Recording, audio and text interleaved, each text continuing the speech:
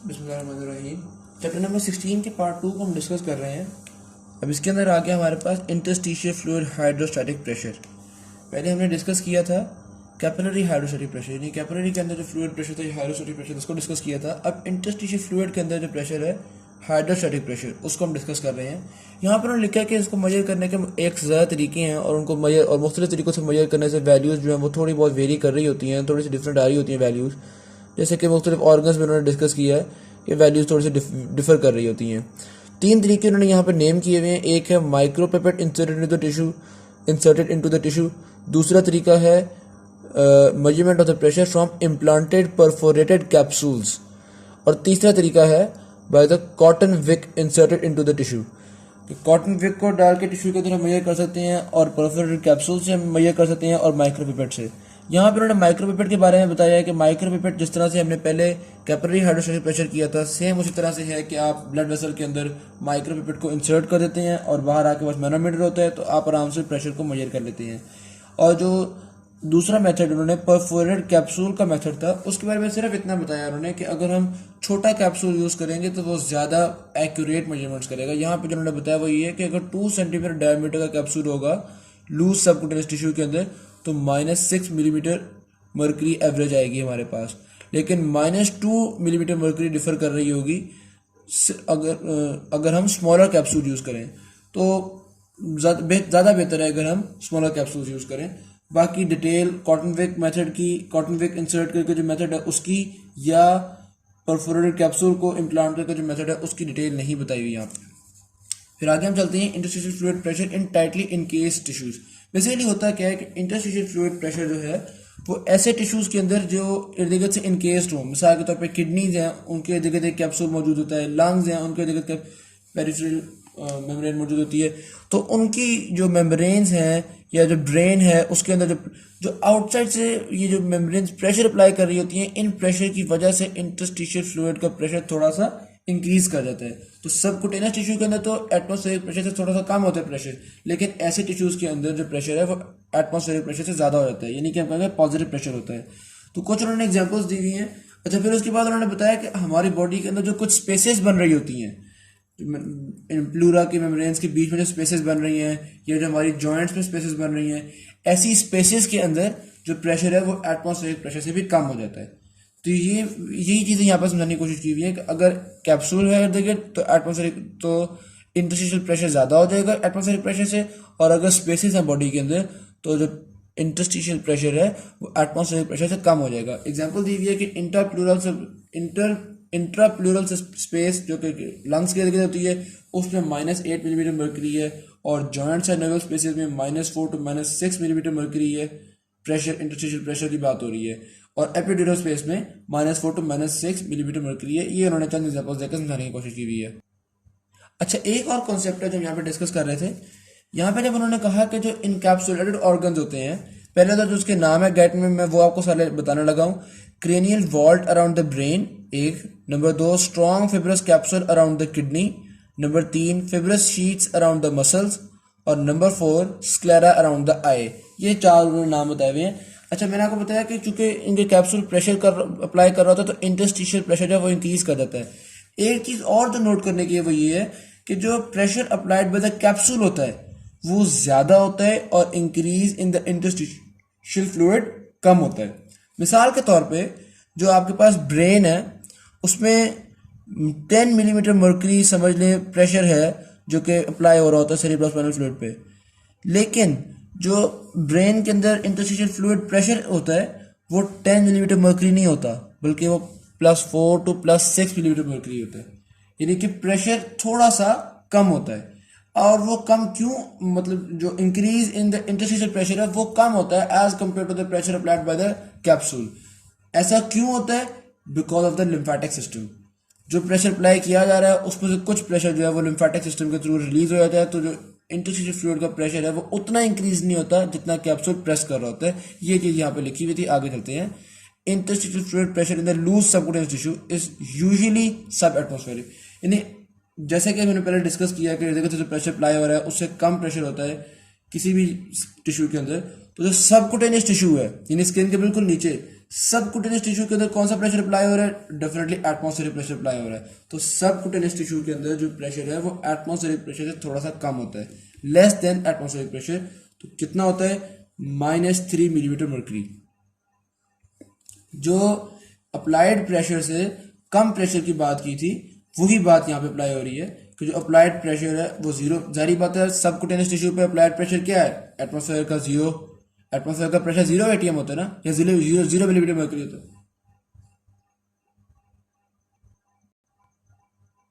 तो subcutaneous pressure उससे कम है, -3 मिलीमीटर मर्करी। अब आगे चलते हैं। Pumping by the lymphatic system is the basic cause of negative interstitial fluid pressure.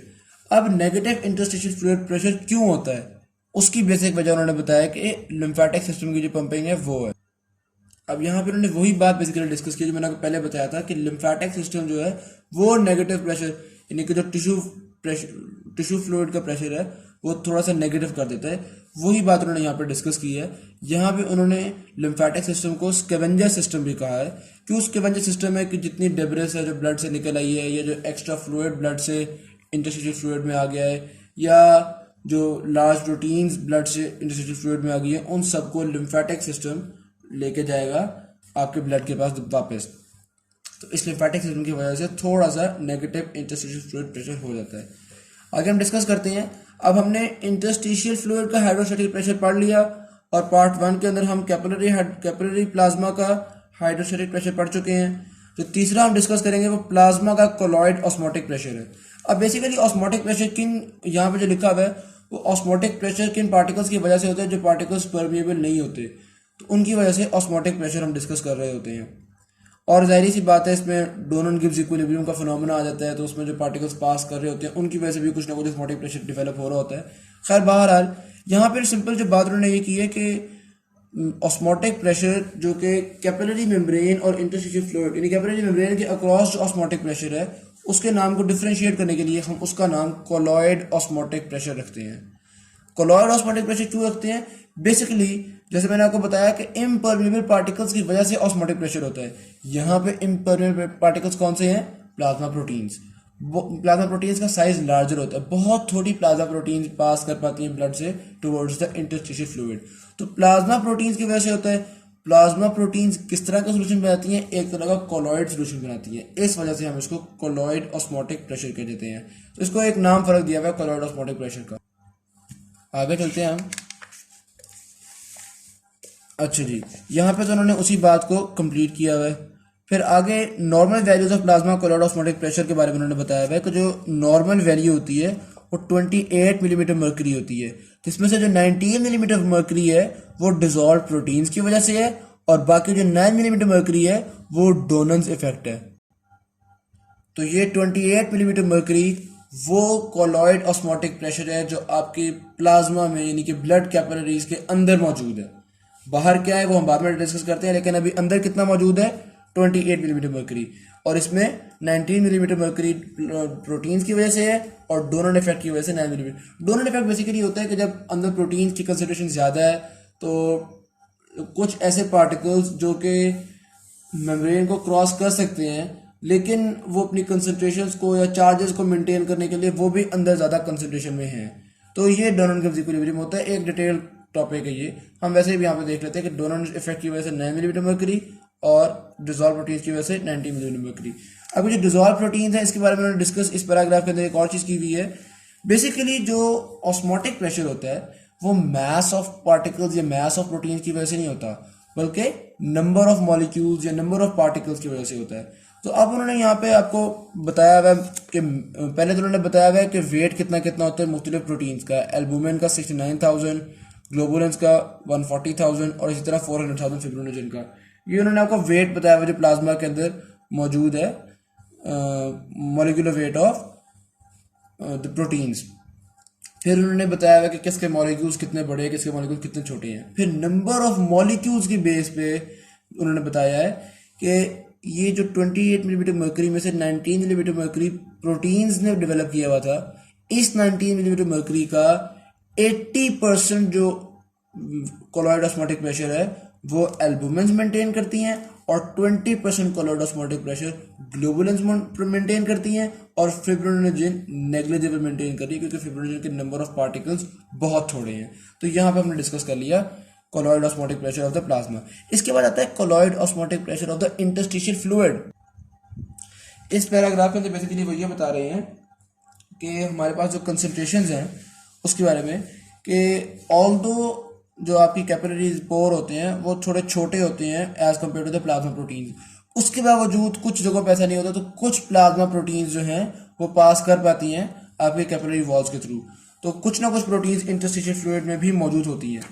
अब इसके बारे में मैं एक कॉन्सेप्ट आपको बताने लगा हूँ कि ये मिसाल के तौर पे आपके पास ब्लड वेसल के अंदर का वॉल्यूम है, ये जो मैंने इसके अंदर शो किया, और ये आपके पास वॉल्यूम है इंटरस्टिशियल फ्लूइड का। ऑलराइट, अब जो नंबर ऑफ प्रोटीन्स हैं वो स्लाइटली ज़्यादा हैं इंटरस्टिशियल फ्लूइड के अंदर। अब देखिए मैं मिसाल के तौर पे ये मैंने प्रोटीन्स बनाई हैं ब्लड के अंदर, और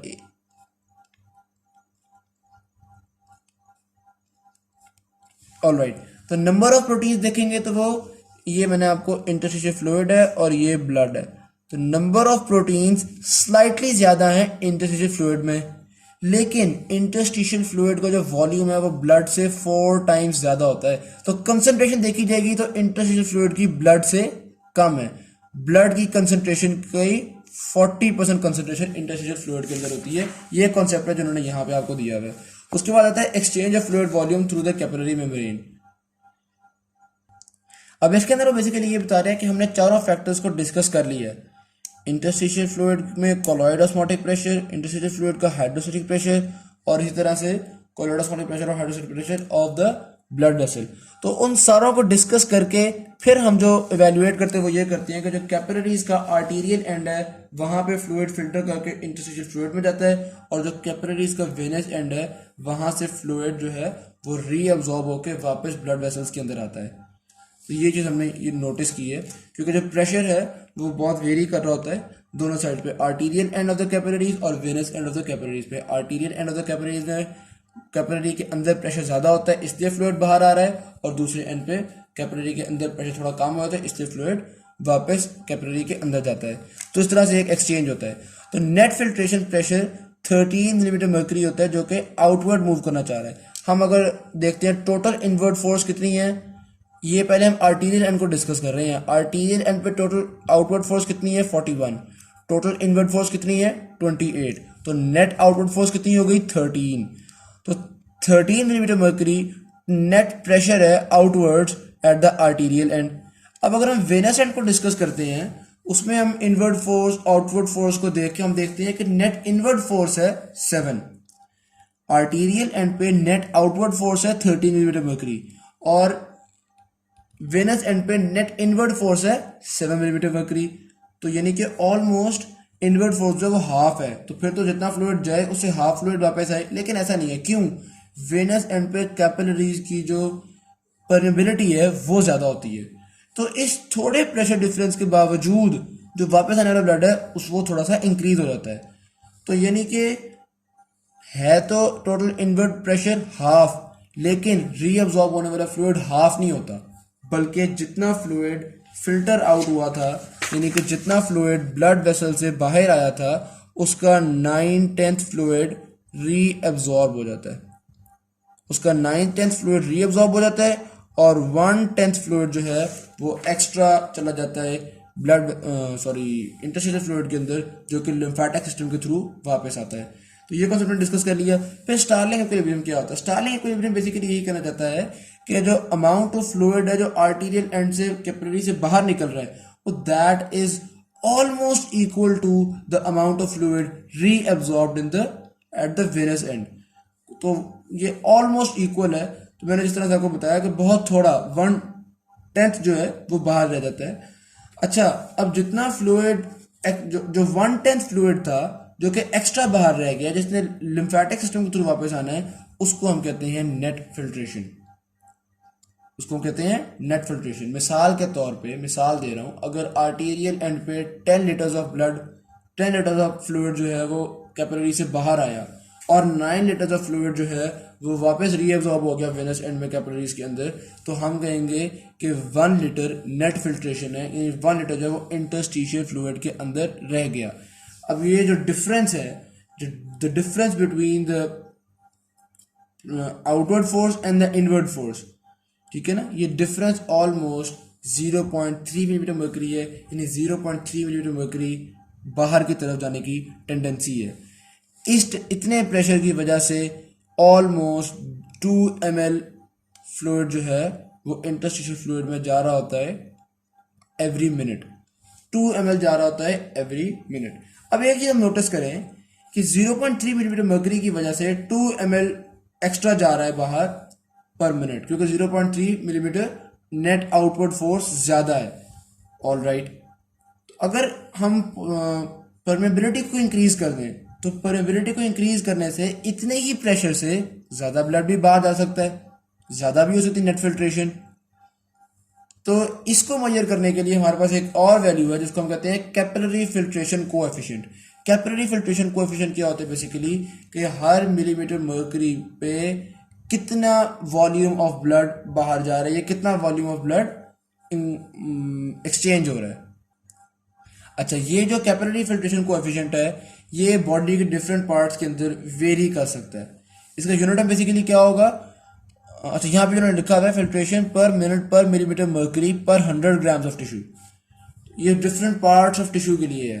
अगर हम डिफरेंट पार्ट्स ऑफ टिश्यू में कर रहे हैं तो हम कहेंगे कि जो फ्लो है वो पर मिनट पर मिलीमीटर मर्करी पर 100 ग्राम्स ऑफ टिश्यू, यानी रेट ऑफ फिल्ट्रेशन को हम ये सारा कुछ कर रहे हैं, रेट ऑफ फिल्ट्रेशन पर मिनट पर मिलीमीटर मर्करी पर 100 ग्राम्स ऑफ टिश्यू।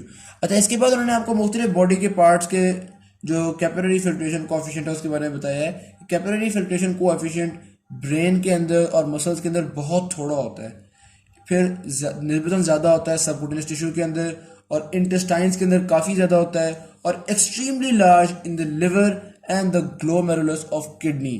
तो ग्लोमेरुलस किडनी में थोड़े प्रेशर के बावजूद बहुत ज़्यादा फ्लूइड बाहर चला जाता है, तो इसका मतलब कैपिलरी फिल्ट्रेशन कोएफिशिएंट वहाँ पे ज़्यादा है। तो ये चीज़ उन्होंने यहाँ पर डिस्कस की हुई है। फिर आता है effect of abnormal imbalance of forces at the capillary membrane. अब बेसिकली होता क्या है, हमने पढ़ा था कि जो नेट प्रेशर है वो 17 मिलीमीटर मर्करी होता है कैपिलरी के अंदर। कैपिलरी के अंदर जो एवरेज प्रेशर है वो 17 मिलीमीटर मर्करी है।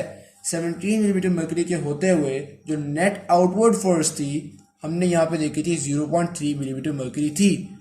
17 मिलीमीटर मर्करी इनसाइड प्रेशर था और नेट आउटवर्ड फोर्स कितनी है 0.3 मिलीमीटर मर्करी। अब सोचें अगर इनसाइड प्रेशर 17 मिलीमीटर मर्करी से 18 मिलीमीटर मर्करी हो जाए तो प्रेशर कितना हो जाएगा, 0.3 से एक वन ज़्यादा 1.3 मिलीमीटर मर्करी हो जाएगा। तो यहाँ पे ब्रैकेट में लिखते हैं कि अगर 20 मिलीमीटर मर्करी इंक्रीज आ जाए कैपिलरी के जो नेट प्रेशर है, यानी 17 से 20 हो जाए, तो जो आउटवर्ड नेट प्रेशर है वो कितना हो जाएगा 20.3 मिलीमीटर मर्करी, क्योंकि 17 के होते हुए 0.3 था। अगर 17 से 20 बढ़ गया तो 20.3 मिलीमीटर मर्करी हो जाएगा। नॉर्मल कितना था 0.3, 17 से 20 बढ़ गया तो कितना हो गया, और नेट आउटवर्ड प्रेशर 20.3, तो नेट फिल्ट्रेशन प्रेशर कितना 68 टाइम्स हो गया। नेट फिल्ट्रेशन प्रेशर 68 टाइम्स हो गया, यानी 68 टाइम्स ज़्यादा फ्लूइड ब्लड कैपिलरी से बाहर जा रहा है टिश्यू फ्लूइड के अंदर। इसका मतलब है 68 टाइम्स ज़्यादा फ्लूइड लिम्फेटिक सिस्टम को ब्लड में वापस ले जाना चाहिए, लेकिन लिम्फेटिक सिस्टम की इतनी कैपेसिटी नहीं है।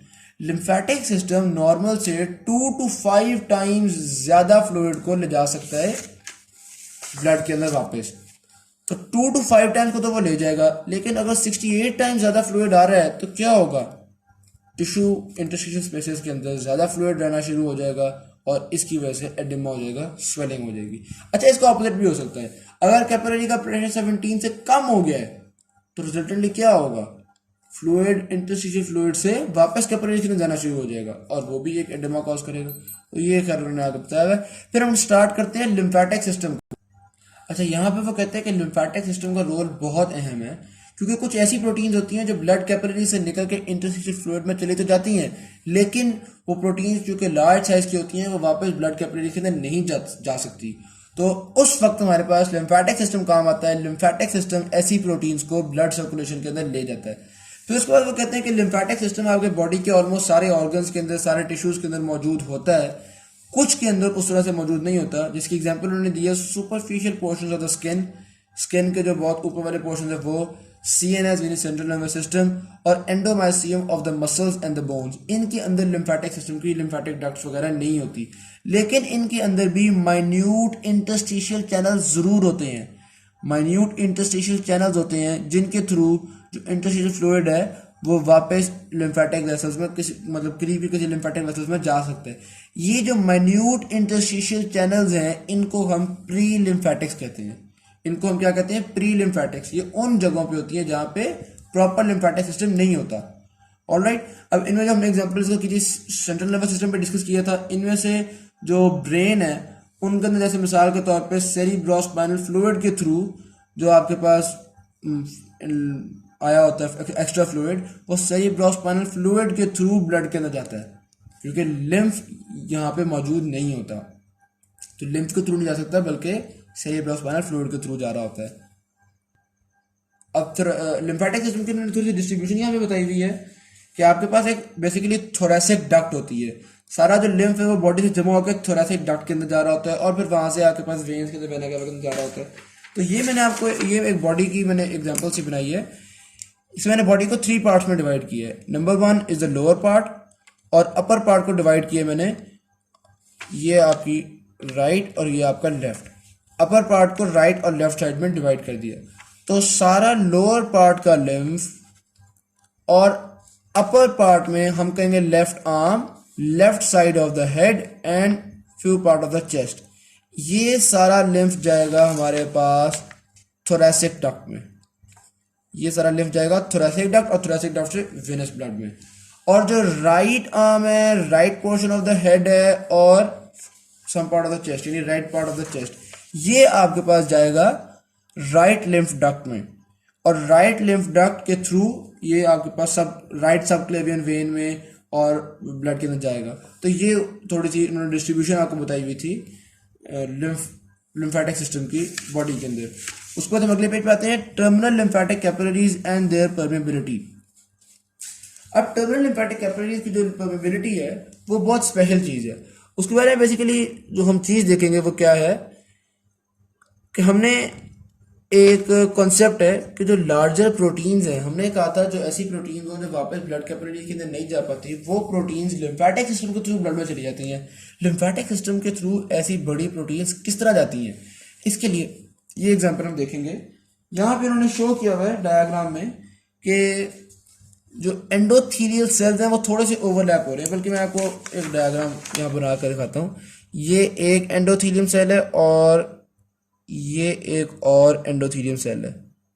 ऑलराइट, तो एंडोथीलियम ये एक और ये दूसरा, ये एंडोथीलियम सेल्स इस तरह से ओवरलैप हुए हुए होते हैं। ये inner side of the lymphatic system, lymphatic duct है और ये आउटर साइड है। जब यहां से प्रोटीन जाएगी, एक काफी बड़ी प्रोटीन है, ये मिसाल के प्रोटीन है, ये जाएगी तो होगा क्या, ये जो ओवरलैपिंग है ये थोड़ी सी खुल जाएगी। ये किस तरह से हो जाएगी, ये देखिए, ये इस तरह से अगर एक बड़ी प्रोटीन जा रही है तो ये वैल्व की तरह खुल ऊपर को हो जाएगी और ये प्रोटीन लिम्फेटिक सिस्टम डक्ट के अंदर एंटर हो सकेगी। और अगर ये प्रोटीन बाहर आना चाहेगी तो ये क्या होगा, ये क्लोज्ड है तो बाहर से, तो ये एक छोटा सा वैल्व सा बन रहा होता है जो कि एंडोथीलियल सेल्स फॉर्म कर रहे होते हैं। तो इसको हम यहाँ पे लिखा हुआ है दस फॉर्मिंग अ माइन्यूट वैल्व। तो इस वैल्व को उन्होंने यहाँ पे डिस्कस किया हुआ है। और उसके अलावा उन्होंने बताया हुआ है कि जो आपके एंडोथीलियल सेल्स होते हैं उनके एंकरिंग फिलामेंट्स से अटैच होते हैं वो, और ये एंकरिंग फिलामेंट्स की वजह से जो इर्द गिर्द टिश्यू है इसके साथ लिम्फ डक्ट बहुत स्ट्रांगली अटैच्ड होती है। लिम्फ डक्ट बहुत स्ट्रांगली अटैच्ड होती है। फिर एक वैल्यू उन्होंने वैसे बताई हुई है कि टोटल क्वांटिटी ऑफ द, यानी कि सारा जो लिम्फ आपकी बॉडी लेके जाती है ब्लड की तरफ, वो that is 2 to 3 litres each day, इतना लिम्फ लेके जा रही होती है। उसके अलावा यहाँ पे सारा उन्होंने टर्मिनल कैपिलरी को डिस्कस किया हुआ जो मैंने आपको बता दिया है। फिर आता है formation of lymph. Formation of lymph basically किस तरह से होती है, ये डेफिनेट सी बात है कि जो टिश्यू फ्लूइड है वहीं से फ्लूइड एंटर हो रहा होता है आपके पास लिम्फ के अंदर। तो जो ब्लड प्लाज्मा था वो हो गया टिश्यू फ्लूइड के अंदर, टिश्यू फ्लूइड से गया लिम्फ के अंदर। तो बेसिकली हम देखेंगे कि जो लिम्फ है वो काफ़ी हद तक प्लाज्मा से रिजेम्बलेंस रख रहा होता है, एक्सेप्ट इसमें प्रोटीन्स कम होती हैं। यहाँ हम कहेंगे टिश्यू फ्लूइड से काफ़ी हद तक रिजेम्बलेंस रख रहा होता है। तो अगर हम प्रोटीन कंसंट्रेशन देखें जो कि टिश्यू फ्लूइड के अंदर होती है, तो वो होती है 2 ग्राम्स पर डेसीलीटर। यहाँ पे लिखा हुआ है 2 ग्राम्स पर डेसीलीटर। तो इन जगहों की जो लिम्फ वेसल्स होंगी वहाँ पे प्रोटीन कंसंट्रेशन यही होगी 2 ग्राम्स पर डेसीलीटर। लेकिन कुछ जगहों पे प्रोटीन कंसंट्रेशन ज़्यादा होती है।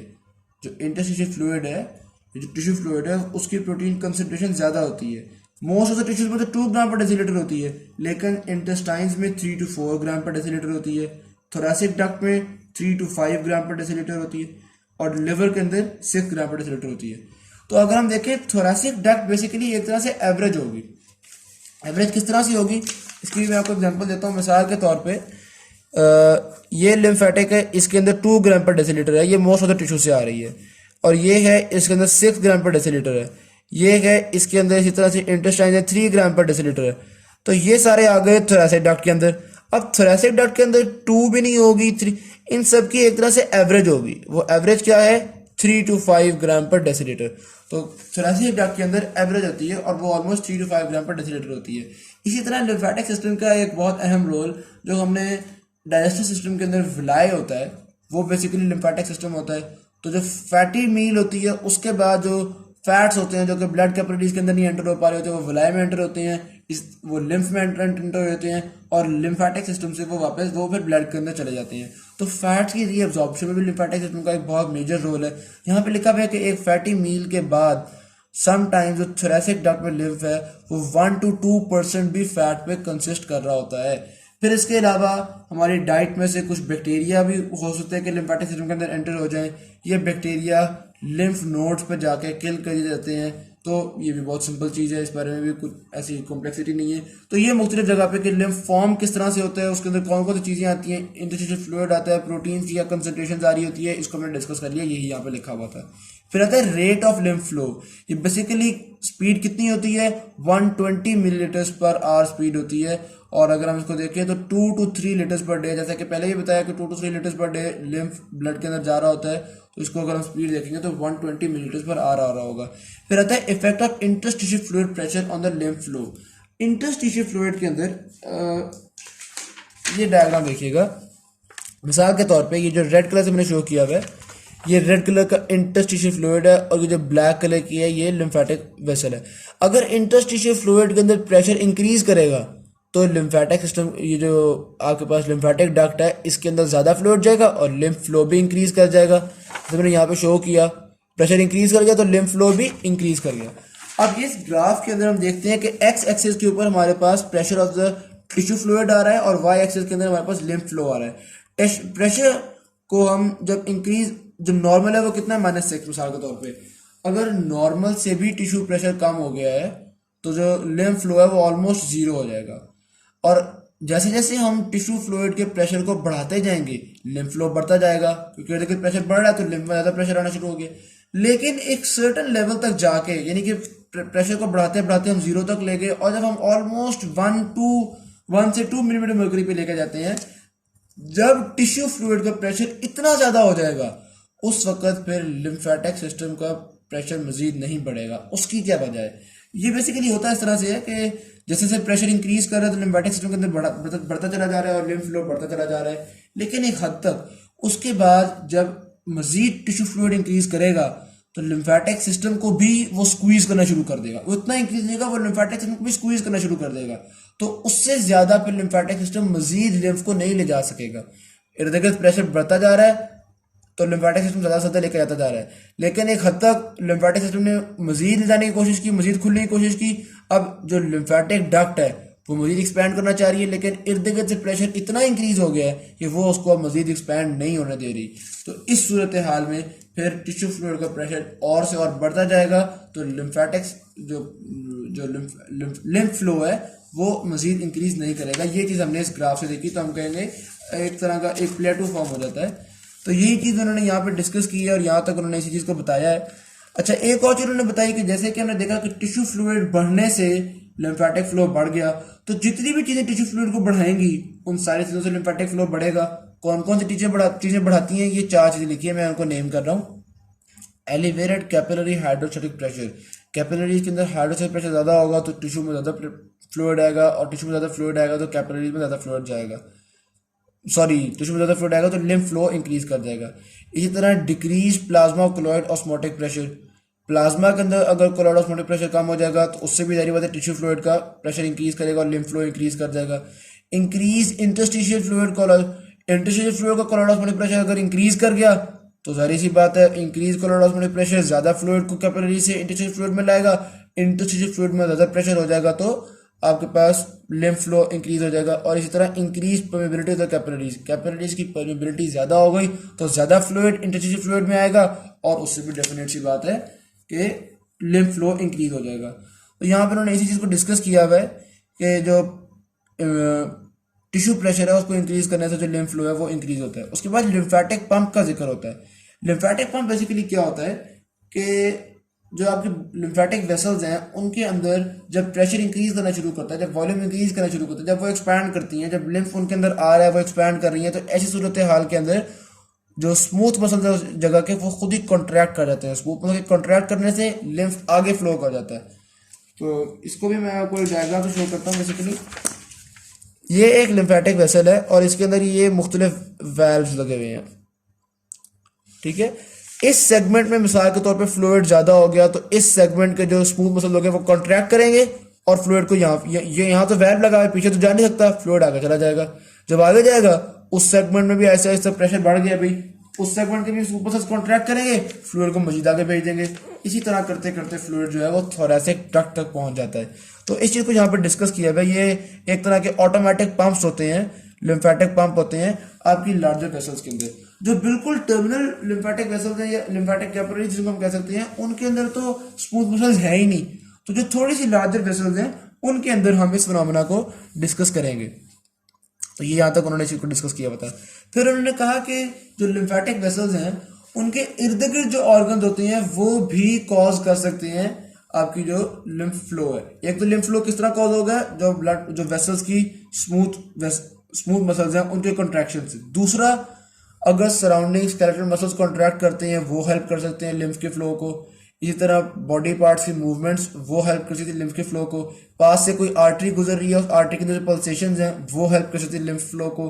और फिर जो टिश्यू है उसके जो बाहर से कोई कंप्रेशन, वैसे कोई पाँव दबा रहा है, कुछ दब रहा है कोई चीज, तो जो बॉडी के बाहर से प्रेशर हो रहा है वो भी लिम्फ के फ्लो को अप्रिशिएट कर सकता है। फिर उसके बाद आता है lymphatic capillary pump. Lymphatic capillaries के अंदर पंप किस तरह से किया जाता है, ये बहुत इंटरेस्टिंग कॉन्सेप्ट है। बेसिकली देखिए, टिश्यू फ्लूइड के अंदर अगर फ्लूइड इंक्रीज कर रहा है तो हमने पढ़ा था कि ये जो लिम्फेटिक वेसल्स हैं इनके पास एंकरिंग फिलामेंट्स होते हैं। ये एंकरिंग फिलामेंट्स थोड़े से कॉन्ट्रैक्ट होते हैं। इन एंकरिंग फिलामेंट्स के कॉन्ट्रैक्ट होने से क्या होगा, लिम्फ डक्ट थोड़ी सी बढ़ जाएगी और जो टिश्यू है वो थोड़ा सा स्क्वीज होगा, तो लिम्फेटिक वेसल के अंदर ज्यादा फ्लूइड आ जाएगा। लिम्फेटिक वेसल के अंदर ज्यादा फ्लूइड आ जाएगा। अब लिम्फेटिक वेसल जो है वो थोड़ी सी भर गई है, क्यों? क्योंकि उसने अपने एंकरिंग फिलामेंट को थोड़ा सा कॉन्ट्रैक्ट किया जो उसके बाहर थे, तो इर्द गिर्द के साथ थोड़े से कॉन्ट्रैक्ट हुए हैं और लिम्फेटिक डक्ट का साइज थोड़ा सा इंक्रीज हुआ है, फ्लूइड लिम्फेटिक डक्ट के अंदर आ गया। अब अगर टिश्यू थोड़ा सा स्क्वीज होता है क्या होगा, लिम्फेटिक डक्ट भी स्क्वीज होगी। लिम्फेटिक डक्ट के स्क्वीज होने से फ्लूइड बाहर तो आ नहीं सकता, क्योंकि वेल्व्स इस तरह के जो हमने माइक्रो वेल्व्स पढ़े थे, छोटे वेल्व्स थे जो एंडोथेलियल सेल्स की ओवरलैपिंग से फॉर्म हो रहे थे, उन वेल्व्स की वजह से फ्लूइड डक्ट के अंदर तो जा सकता है लेकिन डक्ट से बाहर नहीं आ सकता। रिजल्टेंटली क्या होगा, वो फ्लूइड आगे ट्रेवल कर जाएगा लिम्फेटिक वेसल के अंदर।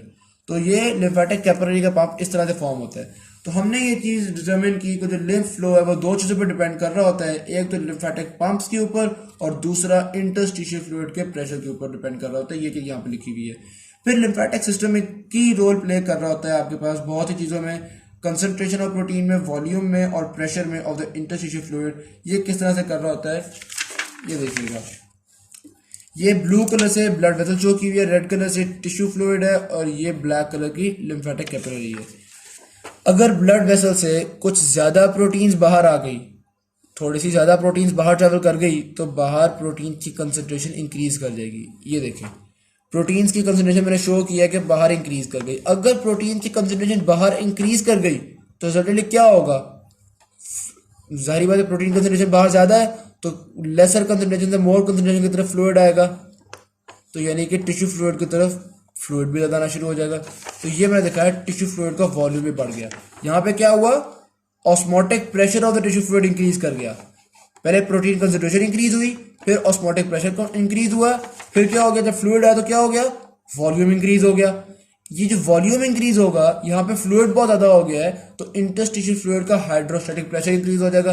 ये हाइड्रोस्टैटिक प्रेशर का इंक्रीज लिम्फ फ्लो को इंक्रीज करेगा, लिम्फेटिक वेसल्स ज़्यादा प्रोटीन्स को लेके जाएंगी, ज़्यादा वॉल्यूम को लेके जाएंगी, तो resultantly protein concentration, volume, pressure सबको रेगुलेट करेगी ये लिम्फेटिक वेसल।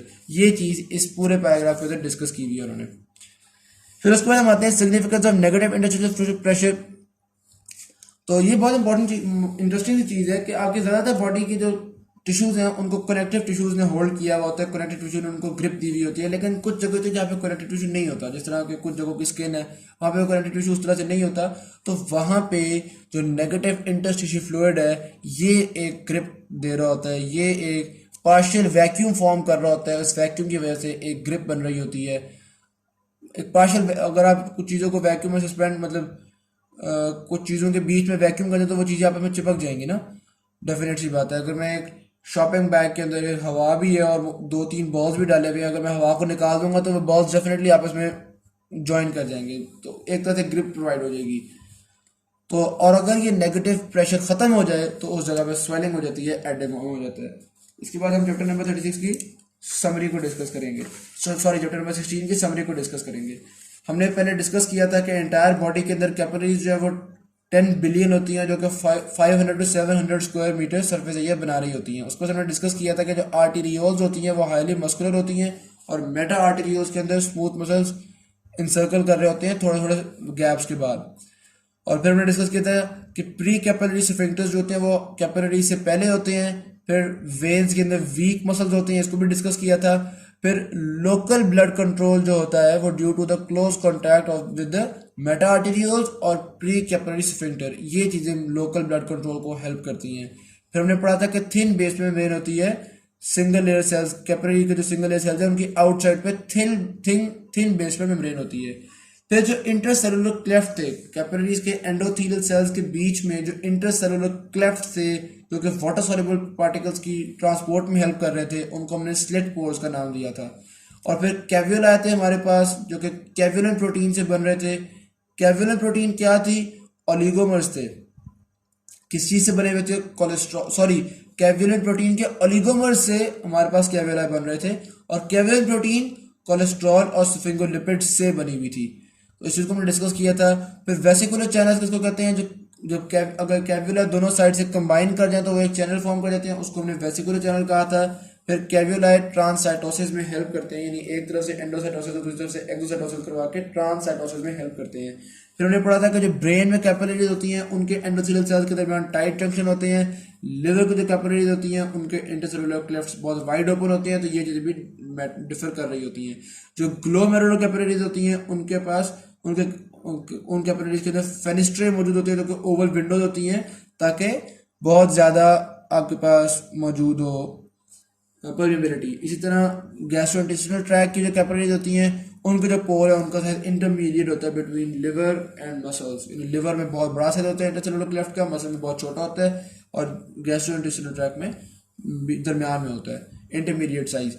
और वेजोमोशन क्या होता है, means intermittent contraction of Meta arterioles plus pre capillary sphincter, इनकी जो मोशन था इनको इसकी वजह से इनकी जो कॉन्ट्रैक्शन थी उसको हमने वेजोमोशन भी कहा था।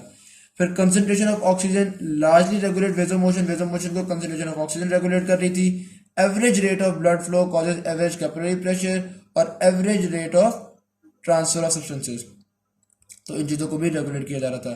फिर लिपिड सोल्युबल सब्सटेंसेस जैसे कि O2 और CO2, ये तो हमने कहा था सेल मेम्ब्रेन से सिंपली पास कर सकते हैं, लेकिन वाटर सोल्युबल सब्सटेंसेस हैं जैसे कि सोडियम हो गया, ग्लूकोज हो गया, क्लोरीन हो गया, ये पोर्स के थ्रू पास कर रहे हैं। ऑल्दो इन पोर्स का जो एरिया है वो 1/1000 होता है, लेकिन फास्ट ट्रेवल ऑफ वाटर की वजह से ट्रांसपोर्ट अचीवली हो जाती है।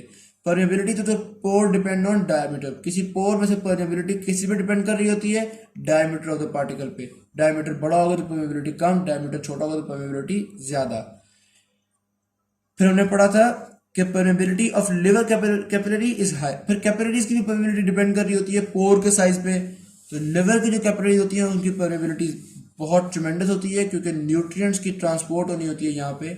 और इसी तरह से जो किडनी होती है उनकी जो है वो 500 टाइम्स ज़्यादा होती है वाटर के लिए, लेकिन लो होती है प्लाज्मा प्रोटीन्स के लिए, क्योंकि हम किडनीज का फंक्शन ऐसा है एक्सक्रीशन का कि हम चाहते हैं ज़्यादा से ज़्यादा जो वाटर है वो किडनी में चला जाए, लेकिन प्लाज्मा प्रोटीन्स ब्लड के अंदर ही रहें।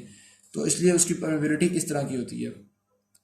Diffusion is directly proportional to the concentration difference. Concentration difference जितना ज़्यादा होगा डिफ्यूजन उतनी ज़्यादा होगी, लेकिन थोड़ा सा भी कंसंट्रेशन डिफरेंस इनफ ट्रांसपोर्ट हमारी बॉडी के लिए काफ़ी ट्रांसपोर्ट कर लेता है, यानी कि एक्सचेंज काफ़ी हो जाता है। इंटरस्टिशियम क्या होता है? जो सेल्स हैं उनके बीच जो स्पेसेस है वो इंटरस्टिशियम होता है। ये हमारी बॉडी वॉल्यूम का टोटल 1/6 बनाता है, और इंटरस्टिशियम में मौजूद फ्लूइड को हम इंटरस्टिशियल फ्लूइड कहते हैं। 98% hyaluronic एसिड और 2% प्रोटीन मिलकर प्रोटियोग्लाइकैन बनाती हैं। प्रोटियोग्लाइकैन प्लस कोलेजन मिलकर सॉलिड स्ट्रक्चर बनाते हैं। ये बेसिकली हम डिस्कस कर रहे हैं जो इंटरस्टिशियल फ्लूइड है उसके अंदर सॉलिड स्ट्रक्चर भी होता है और फ्लूइड भी होता है। जो सॉलिड स्ट्रक्चर होता है वो किस चीज़ का बना होता है? प्रोटियोग्लाइकैन का और कोलेजन का। इसमें जो प्रोटियोग्लाइकैन है वो बनी होती है 2% प्रोटीन और 98% hyaluronic एसिड से। प्रोटियोग्लाइकैन और कोलेजन मिलकर क्या बन गए? Solid structures. और एक प्रोटियोग्लाइकैन एक नेटवर्क फॉर्म कर रहा होता है जिसको हम ब्रश पाइल कह रहे होते हैं, ब्रश पाइल भी कह सकते हैं। कोलेजन फाइबर्स तो बहुत बड़े बड़े फाइबर्स होते हैं जो मौजूद होते हैं इसके अंदर। फिर टिश्यू जेल हम कहते हैं कि ये प्रोटियोग्लाइकैन एक ब्रश पाइल फॉर्म कर रहा होता है, इसके अंदर जो फ्लूइड इंट्रैप हो जाता है इसको हम टिश्यू, क्योंकि ये जेल लाइक अपीयरेंस होती है इसकी, इसको हम टिश्यू जेल कहते हैं। अच्छा, ये जो इंटरस्टिशियल फ्लूइड है ये प्लाज्मा से सिमिलर होता है, बस ये फ़र्क होता है कि इसमें प्लाज्मा से कम प्रोटीन्स होती हैं। और चूँकि बहुत मोशन आसान नहीं होता, क्योंकि प्रोटियोग्लाइकैन ने एक ब्रश पाइल फॉर्म किया होता है, तो इंटरस्टिशियल फ्लूइड का मोशन बहुत आसान नहीं होता, तो ये फ्लूइड में डिफ्यूजन हो रही होती है। फिर फ्री फ्लूइड रिव्यूलेट्स, ये जो पैचेस बन रहे थे जहाँ पे प्रोटियोग्लाइकैन नहीं था, यानी कि सारे में तो ब्रश पाइल मौजूद है लेकिन कुछ पैचेस थे जिसमें ब्रश पाइल मौजूद नहीं था, उन पैचेस को हमने कहा था फ्लूइड फ्री रिव्यूलेट्स। फिर स्टार्लिंग फोर्सेज जो हमने 4 फोर्सेज डिस्कस की, capillary pressure, interstitial fluid pressure, और फिर इसी तरह से प्लाज्मा कोलॉइड ऑस्मोटिक प्रेशर और interstitial fluid colloid osmotic pressure, इनको डिस्कस किया। ये सारी पार्ट 1 की समरी चल रही है। फिर नेट फिल्ट्रेशन प्रेशर, इन सारी फोर्सेज का जो सम था वो नेट फिल्ट्रेशन प्रेशर था। और कैपिलरी फिल्ट्रेशन कोएफिशिएंट क्या था? ये number and size of pores पे डिपेंड कर रहा था, और साथ साथ नंबर ऑफ कैपिलरीज पे डिपेंड कर रहा था कैपिलरी फिल्ट्रेशन कोएफिशिएंट। इसके बाद हम आगे चलते हैं तो पेज 194 पे फिल्ट्रेशन को हमने कहा था कि ये कोएफिशिएंट पे डिपेंड कर रही होती है, कोएफिशिएंट ऑफ फिल्ट्रेशन, और नेट फिल्ट्रेशन प्रेशर पे डिपेंड कर रही होती है। इनको मल्टीप्लाई करने से मिलती है हमें। इसी तरह से कैपिलरी प्रेशर को मेजर करने के लिए डायरेक्ट माइक्रोपिपेट कैनुलेशन वाला मेथड था जिसमें हमने ग्लास पिपेट यूज़ की थी, और दूसरा मेथड आइसोग्रेविमेट्रिक मेथड था जिसमें हम आर्टीरियल प्रेशर को कम करते गए थे, वेनस प्रेशर को बढ़ाते गए थे जब तक प्रेशर सेम नहीं हो गया था, और 17 मिलीमीटर में प्रेशर निकला था कैपिलरीज का एवरेज प्रेशर। ये नॉर्मल से स्लाइटली लेस था क्योंकि आमतौर पे फिल्ट्रेशन हो रही होती है आउटवर्ड्स, लेकिन हमने इसमें बिल्कुल बैलेंस कर दिया था कि हमने कैपिलरी प्रेशर को टिश्यू फ्लूइड प्रेशर के टोटली इक्वल कर दिया था। फिर इंटरस्टिशियल फ्लूइड प्रेशर जो है वो थोड़ा सा नेगेटिव होता है सबक्यूटेनियस टिश्यू के अंदर, और फिर हमने कहा जो इनकैप्सुलेटेड ऑर्गन्स होते हैं उनके अंदर थोड़ा सा ज़्यादा होता है than the atmospheric pressure. Capsule के अप्लाइड प्रेशर से थोड़ा सा कम होता है बिकॉज ऑफ द लिम्फेटिक्स। फिर हमने डिस्कस किया था कि एटमॉस्फेरिक प्रेशर से कम होता है interstitial fluid pressure of encapsulated tissues. Sorry, यहाँ पे मैंने समझने में एक मिस्टेक कर गया हूँ। जो इनकैप्सुलेटेड टिश्यूज हैं उनका इंटरस्टिशियल फ्लूइड प्रेशर कैप्सूल के अप्लाइड प्रेशर से कम होता है, एटमॉस्फेरिक प्रेशर से बहरहाल ज़्यादा ही होता है। एटमॉस्फेरिक प्रेशर से कम सबक्यूटेनियस टिश्यू में होता है, या जो आपके पास स्पेसेस होती हैं, वॉल्स होते हैं, जॉइंट स्पेसेस होती हैं, इंटरप्लूरल स्पेसेस होती हैं, वहाँ पे एटमॉस्फेरिक प्रेशर से कम होता है। फिर ऑस्मोटिक प्रेशर इन प्लाज्मा हमने डिस्कस किया था, या उसको हम इंटरस्टिशियल फ्लूइड कह सकते हैं कि ये प्रोटीन्स की वजह से होता है, इसलिए इसको हम कोलॉइड ऑस्मोटिक प्रेशर कहते हैं। और ये जो प्लाज्मा के अंदर होता है ये 80% एल्बुमिन्स की वजह से होता है, 20% ग्लोबुलन्स की वजह से होता है। फिर इस तरह हमने डिस्कस किया था कि ये 28 मिलीमीटर मर्करी होता है, जिसमें 19 मिलीमीटर मर्करी प्रोटीन्स की वजह से होता है और 9 मिलीमीटर मर्करी डोनर्स इफेक्ट की वजह से होता है। प्लाज्मा वॉल्यूम जो है वो इंटरस्टिशियल फ्लूइड का 1/4 होता है। टोटल प्रोटीन्स जो इंटरस्टिशियल फ्लूइड में होती हैं वो प्लाज्मा की प्रोटीन से थोड़ी सी ज़्यादा होती हैं, लेकिन प्रोटीन कंसंट्रेशन देखी जाए तो वो इंटरस्टिशियल फ्लूइड की कम होती है। फिर इस तरह हमने देखा था कि जो फ्लूइड फिल्टर होता है, आर्टेरियोल एंड पे फ्लूइड फिल्टर होता है बाहर की तरफ, और कैपिलरी एंड पे थोड़ा सा फ्लूइड रीअब्जॉर्ब होता है कैपिलरी के अंदर। जो आर्टेरियल एंड पे आउटवर्ड प्रेशर होता है वो 13 मिलीमीटर मर्करी होता है, और जो वेनस एंड पे इनवर्ड प्रेशर होता है वो 7 मिलीमीटर मर्करी होता है। फिर नेट फिल्ट्रेशन जो होती है, नेट फिल्ट्रेशन किसको कहते हैं? वो फ्लूइड जो कि एक्स्ट्रा फिल्टर आउट हो जाता है, यानी कि वो अगर हम करें fluid filtered out minus fluid reabsorb तो आपके पास नेट फिल्ट्रेशन आ जाएगी। स्टाइलिंग इक्विलिब्रियम का मतलब ये था कि जो फ्लूइड बाहर जा रहा है और जो फ्लूइड रीअब्जॉर्ब हो रहा है वो ऑलमोस्ट इक्वल है। फिर कैपिलरी फिल्ट्रेशन कोएफिशिएंट क्या आता है? रेट ऑफ नेट फिल्ट्रेशन पर मिलीमीटर मर्करी, इसको हमने कहा था कैपिलरी फिल्ट्रेशन कोएफिशिएंट। ये बताता है कोई भी कैपिलरी कितनी परमेबल है। फिर हमने कहा था capillary filtration coefficient very in different body parts, किस तरह से वेरी कर रहा था? बहुत ज़्यादा था किडनीज और लिवर के अंदर, कम था इंटेस्टाइन में, उससे भी कम था सबक्यूटेनियस टिश्यू में, और ब्रेन और मसल में बहुत थोड़ा था।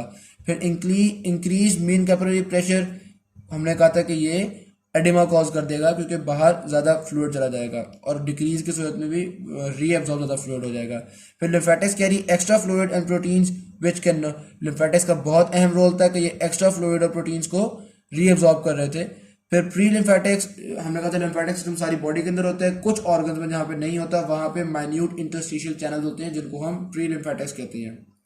ये चीज़ डिस्कस कर ली हमने। और इन ब्रेन प्रोटीन, ब्रेन में जो प्रोटीन है वो सेरिब्रोस्पाइनल फ्लूइड के थ्रू रिटर्न कर रही होती हैं, और राइट अपर बॉडी का लिम्फ वो राइट लिम्फ वेसल्स के थ्रू आ रहा होता है, बाकी सारी बॉडी का थोरेसिक डक्ट के थ्रू आ रहा होता है। ये भी डिस्कस कर लिया हमने। और प्रोटीन कंसंट्रेशन पर हमने डिस्कस की थी मुख्तलिफ जगहों पे, लिवर के अंदर 6 ग्राम पर डेसीलिटर थी, इसी तरह थोरेसिक डक्ट में 3 to 5 हो गई थी एवरेज करके, क्योंकि मोस्ट टिश्यू में 3 थी और कुछ में लिवर जैसे में ज़्यादा थी प्रोटीन कंसंट्रेशन। फिर हमने इसी तरह पढ़ा था कि फैटी मील के बाद लिम्फेटिक सिस्टम के अंदर फैट की कंसंट्रेशन ज़्यादा होती है। फिर हमने पढ़ा था rate of lymph flow 120 millilitre per hour होता है, इतना मिलीलीटर पर आवर फ्लो कर रहा होता है। फिर हमने पढ़ा था कि इंक्रीजिंग इंटरस्टिशियल प्रेशर इंक्रीज कर देते हैं रेट लिम्फ फ्लो को, जो ग्राफ में स्टडी किया था, और 1 मिलीमीटर मर्करी के बाद मजीद प्रेशर इंक्रीज करने से कांस्टेंट हो जाता है, वहाँ पे जाके प्लेटो फॉर्म हो जाता है। तो जो ग्राफ था उसमें हमने एक्स एक्सिस पे रखा था इंटरस्टिशियल फ्लूइड के प्रेशर को, और लिम्फ फ्लो को हमने वाई एक्सिस पे रखा था। When a lymph vessel fills, so smooth muscles हाँ हमने एक पंप पढ़ा था जिसमें स्मूथ मसल्स ऑटोमेटिकली कंट्रोल कर रहे थे। दूसरी पंपिंग हमने कहा था एक्सटर्नल, जैसे कि स्केलेटल मसल की कंट्रैक्शन या बॉडी पार्ट्स की मूवमेंट या आर्टरीज की पल्स या compression by the object outside.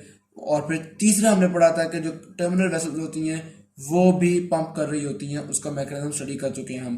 फिर लिम्फ फ्लो किस तरह से डिटरमिन हो रहा होता है? लिम्फेटिक पंप और इंटरस्टिशियल फ्लूइड के प्रेशर। फिर हमने कहा कि जो लिम्फेटिक सिस्टम है ये प्रोटीन कंसंट्रेशन को और इंटरस्टिशियल फ्लूइड के प्रेशर को और इंटरस्टिशियल फ्लूइड के वॉल्यूम को कंट्रोल कर रहा होता है।